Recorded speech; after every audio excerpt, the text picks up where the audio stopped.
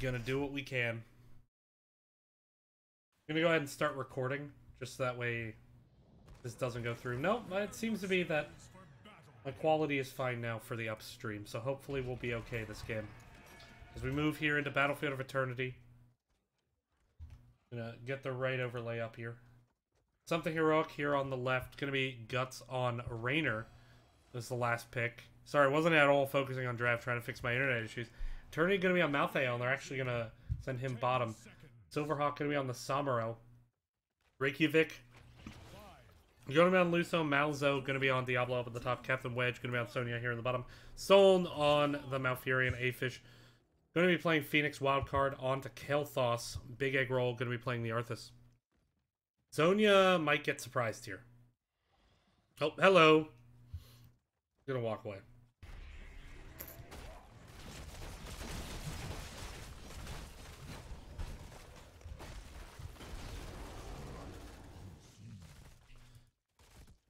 Now, gonna rotate the lane, sending Sonya bot. So, a little bit of an unconventional approach here. Now, with the Raynor Samuro, I mean, they have burn for days. They can absolutely nuke this Immortal. But they are very, very squishy. And Salvo could absolutely wreck, especially if you're able to get the slows off. Taking a look at talents now. A Pale Horse here. By the Malfurion. Or by the Malthael, excuse me. Pretty standard talents, although we do see the Convection on Kael'thas.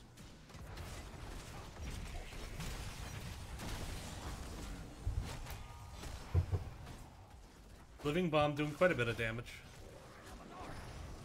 Raynor looking like he's going to rotate. No, just around. Okay. But already getting pushed in. Not a ton of wave clear here. Mostly single target damage.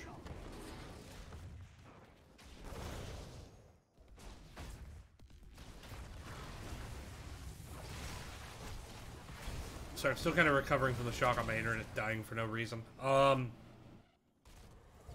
Pushing up, though, so far favoring Durotan's couch up here on the top. Durotan in the bottom, though, not having as much luck. Malthael into Sonya. It's a very skill-based matchup.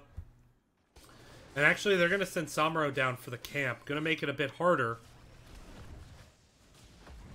Let's see if this gets recognized by Durotans and they push up and take top siege.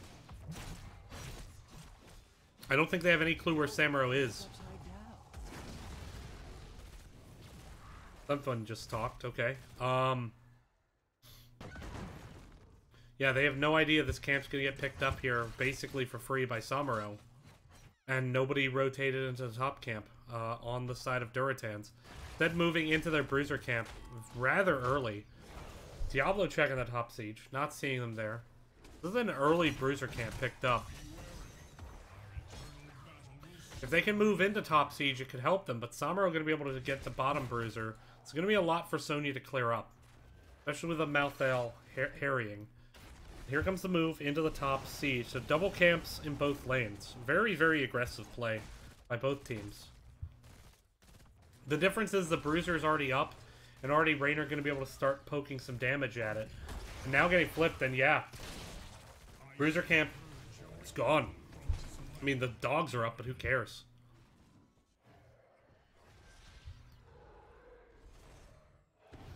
Top Immort going to be the red one, so that's where you're going to see Samuro and Raynor move quickly. Raynor actually clearing up the top Khazra camp.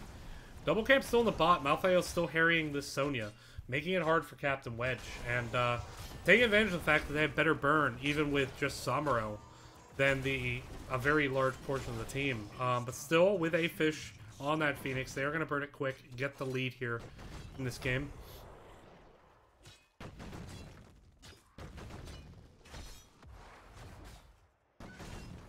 So far, I haven't dropped any frames. I'm not sure exactly what happened.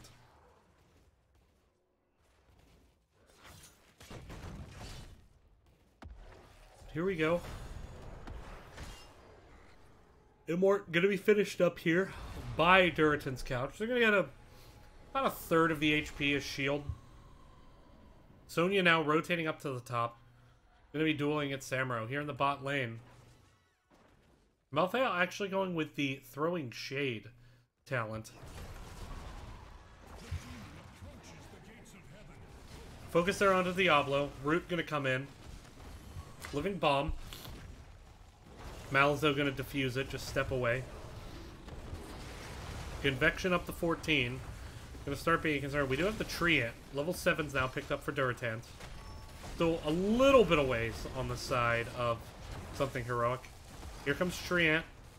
Go, Treant, go! Smack that Lucio. That's right, smack him! Fort getting low, but I don't think they're going to be able to pick it up here.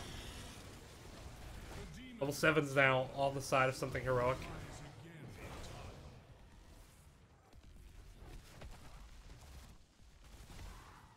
Same Lucio build, although not going with the quest talent, instead going with that subwoofer. Kel'Thas up to 15 stacks. Definitely going to try to focus him if they can. Kill Malthael, now coming up onto Sonya. Captain Wedge, a little bit of a late reaction. Somehow avoids the Shroud, though, so doesn't die. And actually, I mean, Durotan's Couch could just bleed on this fort and kill it. We're going to see if they're able to actually do that. Here's comes Samuro. Minion's going to step up if they can just get in range. Nope, this fort still stays standing. It's something that Durotan's Couch is going to want to get if they're going to try to get level 10s first. They are going to move into this Siege Giant camp. Here comes Samuro, though. Straight onto the back line. Here come the clones. Camp is now capped here by the side of Durotan's Couch. Gonna push up. Convection at 17. Nature's Cure, not a surprise to see that. Interesting to see the Massacre. But there it is. Fort finally goes down, so about a level lead here for Durotans. Doing fairly well here. Should note something heroic. The one draw they got in Nexus Gaming Series so far, it's the only map they won, was in fact here on Battlefield of Eternity. They did pretty well in the first game on Infernal Shrines, but right now kind of struggling to find their legs here. And Sonya in the top does see Malthael on the camp. Not really going to be able to invade us. Samuro and Lucio are going to come up top as well. But they are going to move straight onto the point here. Is Durotan's Couch. Going to try to get the burn. Here comes Phoenix. Good wall here of Eggroll and Captain Wedge. Getting some good damage out as well. I'm going to send someone top to clear up that siege camp. Sonya is going to clear up bottom for the XP, get level 10s. And they're starting their Bruiser at the moment. Giving up a lot of free damage, though. Wildcard could step up, get a lot of value with Living Bomb. Convection actually going to hit, too, and that is Convection being done. Into the Samuro, it's pretty easy to finish. Bruiser camp now picked up to deal with that siege camp. They do have level 10s. Looking at the 10s, we have Wrath, we have Salvo, we have Army of the Dead, we have the Phoenix, and we have the Twilight Dream. So here comes Wrath of Berserker, trying to reach the halftime show.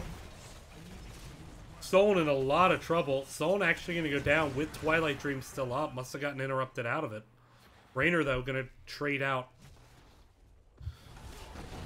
And, you know, in terms of Immort damage, I mean, Durotan's Couch still with a pretty hefty lead. Looking at the ultimates, we have Hyperion, we have the APOC. It's going to be, what is that? Bladestorm.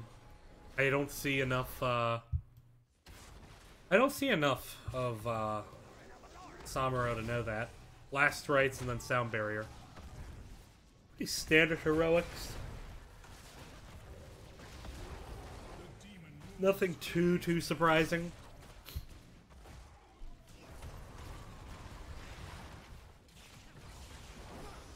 Pushing up here pretty well. There's a flip on the big egg roll. Laser coming out. Sound Barrier barely saving Malzo. Hyperion trying to force the disengage. Malzo very low on the backside. With the Army of the Dead taking a ton of damage. Here comes Captain Wedge. Almost manages to pick off Eternity there. Gets booped away by Lucio. But that is going to be a fort. And this Immortal still full HP. Samuro currently in the bot lane. They may need to do a 5-man defense here. This wall definitely could fall very quickly. Breaking out the side wall. Could potentially have Sonya get in. There's the boop once again. Immortal down to about half health. Phoenix coming in, trying to zone out the members. of something heroic. Well goes down. They're going to back off, though. They got the wall. They're once again extended their lead out to a level. Now they're going to just back off. Play it safe. Samuro cleanses the bot lane. We'll get eradicated shortly. Meanwhile, Arthas hanging up here, keeping vision. Sees the Bruiser. Is Durotan going to invade? Diablo's coming down, as is Malthael. This is a 4v5 as Sonya's still in the bot lane. Moving straight onto the back line, onto Afish. Now huge damage onto Big Egg Roll. I don't think he has his Army of the Dead. Soul now stuck in the Blade Storm. Twilight Dream comes out though, might secure the kill on to Diablo, and people just start dying. Kael'thas with that living bomb damage, turning around hard. Arthas goes down, but that's a 5-man wipe. And Soul's down for Diablo. On the side of Durotan's living bomb doing work there. Wild card. Let's see, take a look at the damage. Wild card up to 32k damage thereabouts. Quite a bit more than anyone else in the game.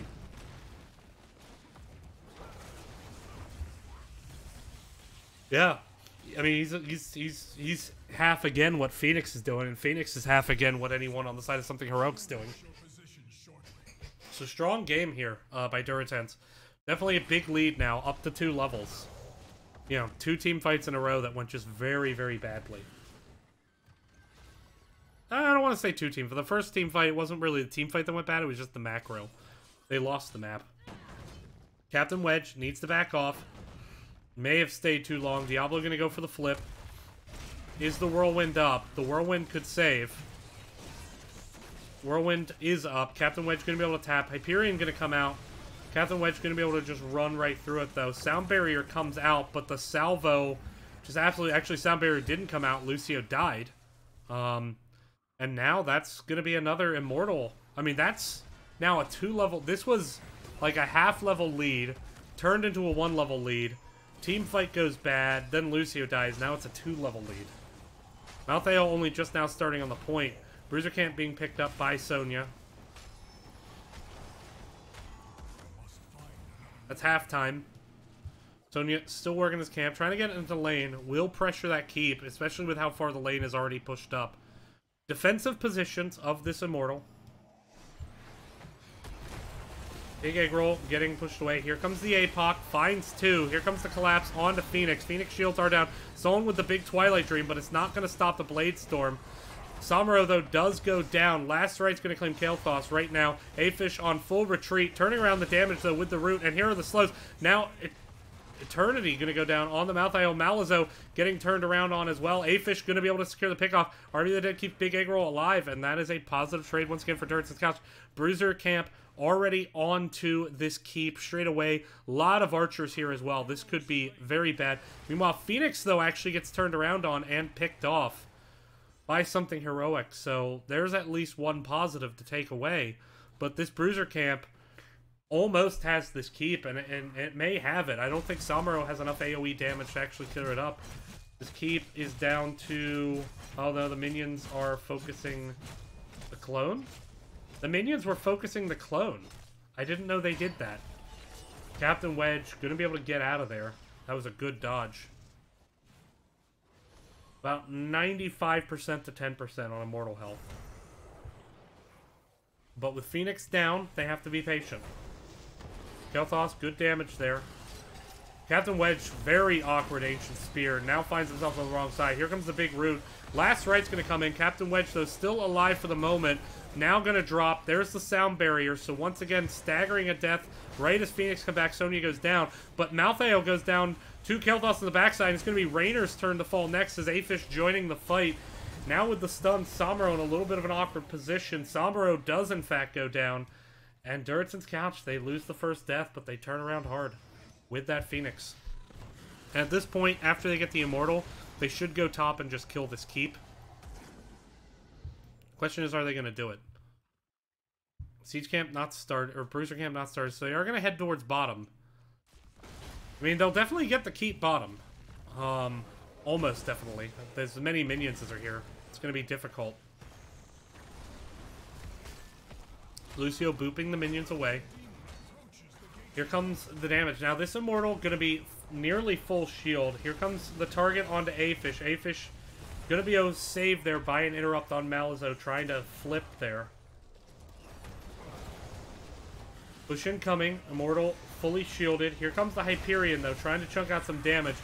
Roots are out. Wildcard doing a lot of damage with that circle laser. Silverhawk in the front, trying to trade out with the Immortal. Silverhawk, actually, excuse me, rotating away. That was his clone. But this Immortal, still with about a quarter shields, now turns the attention onto the core. Sonya getting flipped towards it. Here comes the APOC, trying to get onto it. Twilight Dream, though, was big there by Soul. Now Wildcard going to get focused on. Captain Wedge could just right-click the core and burn it and maybe actually get the kill. Still, though, 1-for-1 trade. Now Malphite goes down. 1-for-2. Big Twilight Dream. Excuse me, that was the Twilight Dream. Something I saw earlier. I thought I saw Silence, but that wasn't it. Sonya going to chase the kill onto Guts. Not even really needed, though, as this game is over. Durotan's Couch going to win the series. Okay. With that, Durotan's Couch goes up 2-0. So we're going to see if we can get an interview. We'll be right back.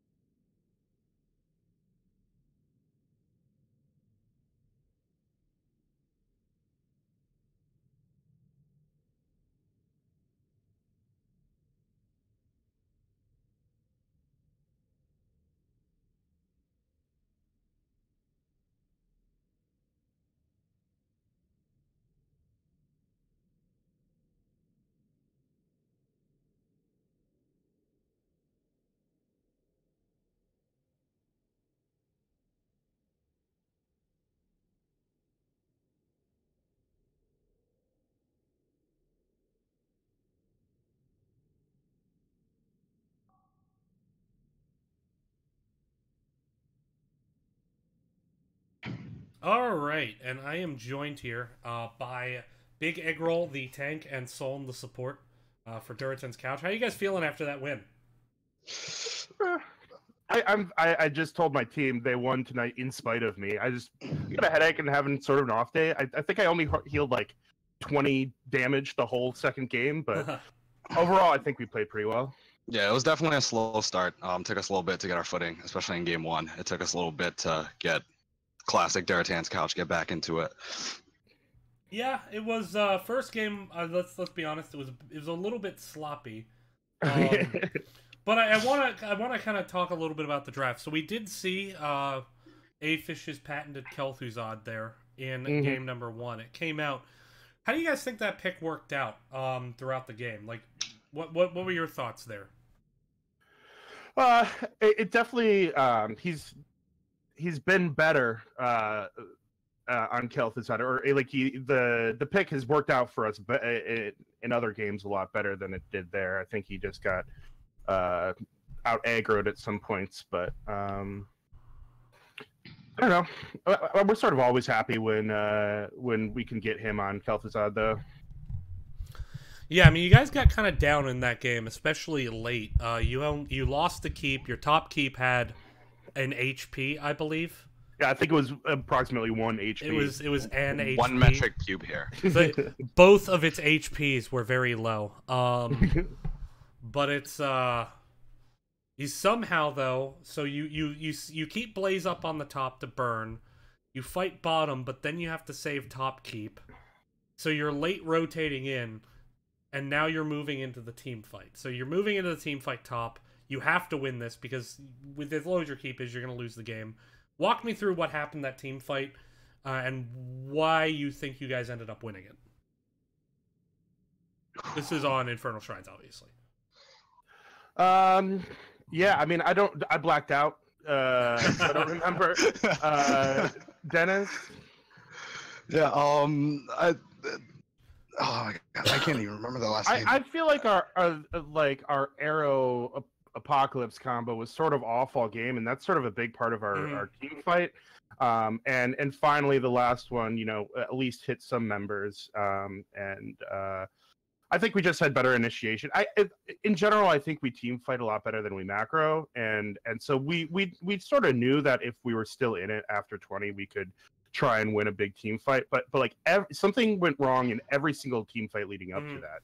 Like either the APOC was too late, or A the glacial spike Arrow pushes you out of a bush. Right, we had that problem. Sort of anti-synergy of Kel'Thuzad pushing Diablo out of a bush. Right. But yeah, I don't know.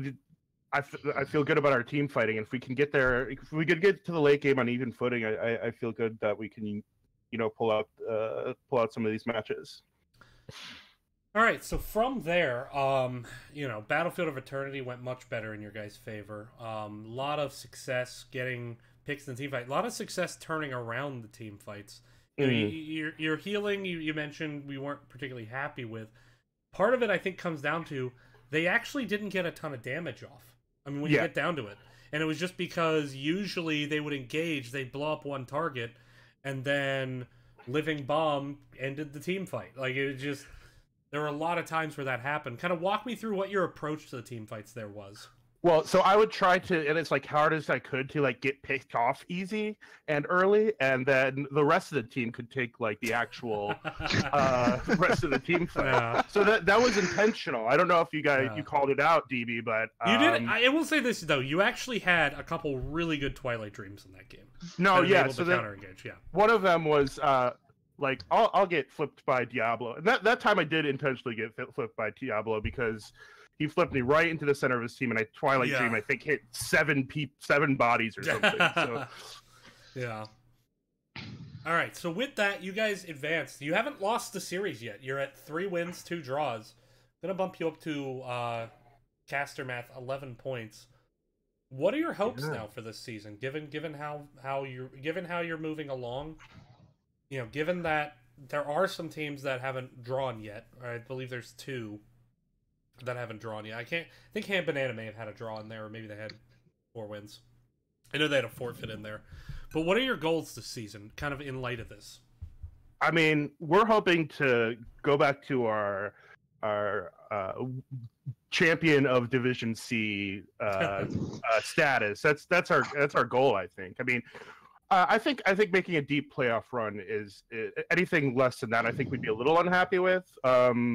But like a lot of the games in Div C can just can be so back and forth, and like you can have a team that really doesn't come together until like halfway through the season. So you can run into a playoff team that's a lot better at the end of the season than there is at the beginning of the season. So I believe you guys have run into such a team before, if I'm not mistaken.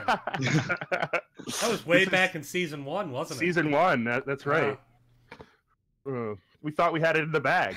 We did not. Yeah. But we'd love to win. But we're having a lot of fun. Yeah. I do want to credit one thing to you guys because, and I'm guilty of this as anyone. A lot of times when you have a bad season, it's really easy for a team to break up. Let's be straightforward. Season 3 was not the best season for you guys. What? But you guys have stuck together and you're continuing to build, and I think that's something that if more teams did that, I think it would create a great atmosphere in Nexus Gaming Series. So I want to credit you guys and thank you guys for kind of being veterans that just continue to hang around here. So thank you for that. Yeah, no, we're happy. All right. Well, with that, any shout outs? O'Doyle, shout out O'Doyle. You got rule. No, I mean we've had in the past, like even though the core 5 guys have been the same, we've picked up some subs that have been able to make it, so we can like not be as rigid with our nights, So shout out to our subs, shout out to our fans. Dennis, shout out to A-Fish. A-Fish, yeah, sure. Shout out to Wedge Feed. Hashtag Wedge Feed. Hashtag Wedge Feed. All right. And shout out to everyone in the community. Everyone's great. For sure. All right. Well, with that, thank you again. We'll be back here in about 15 minutes for match number 2. Going to move down to Division D. It's going to be the Bush versus Position1.gg. We'll see. Yes, they're called the Bush, and yes, they do a lot of Bush ganks. I'm looking forward to this game. They're playing very well, so we'll be back here in about 15 minutes. We'll see you then. Stick around.